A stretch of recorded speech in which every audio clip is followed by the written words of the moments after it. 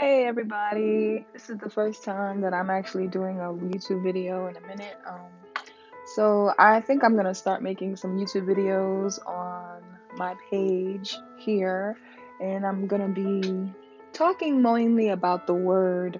I have a page on Facebook. It's called Vibrations of God's Heart, where I usually post the word of the day or the thought of the day. So today, thought of the day that I wanted to share with you guys is in order to become a void filler, you must stay in communion with the voice filler. The scripture of the day for that thought of the day is coming from Proverbs chapter 3, verse 6 to 7. It's in the message version. It says, "Listen for God's voice in everything you do. Everywhere you go, He's the one who will keep you on track. Don't assume that you know it all. Run to God. Run from evil." You know, we all had voids in our upbringing that needed an infilling. Perhaps a word of encouragement did so. Maybe a prayer. In the beginning, the word tells us, "And the earth was without form and void, and darkness was upon the face of the deep. And the Spirit of God moved upon the face of the waters." Coming from Genesis chapter 1, verse 2. Even before this world began, there was some type of void as well. At times, as believers, we tend to place other things, objects, or even at times people to fill those voids, but they can't do so.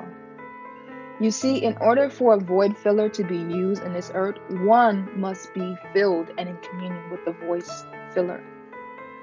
You can't expect to reach others if your gates are open to outside influences contrary to what God has commanded. You see, the voice fillers are in constant communion with the voice filler, which is God. When you truly are in tune with Him, you'll never be off course. In fact, it will be a smooth sailing because your mind, body, soul, and soul have fully aligned itself in doing the will of God.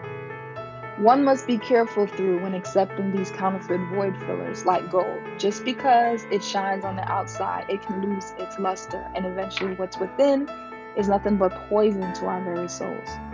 More than ever, we must seek after the voice filler who will direct you to the right void fillers, or even transform you into one. Are you ready to be a void filler?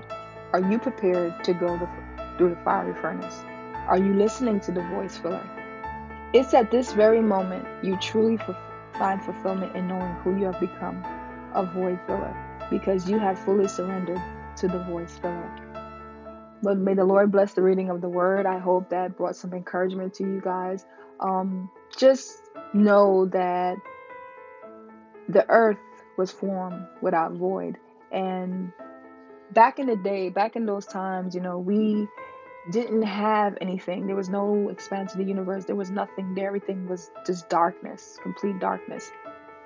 And even though sometimes in your life you might go through a drought, or sometimes you might have this void because you have lack of love, because you didn't have a parent around, or a parent, or a father figure, or a mother figure, or what have you, um, or even maybe relationship issues. You might have had voids with that because of your upbringing and so forth.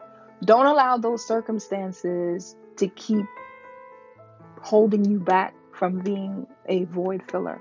You have to fully surrender your will to God in order for you to be a void filler, and to listen and to constantly be in commune with the voice filler, which is God. In order for us to be that void fillers for others, we have to first be right with God first. So no matter what, be in communion with the voice filler. God bless you. You guys have a great day.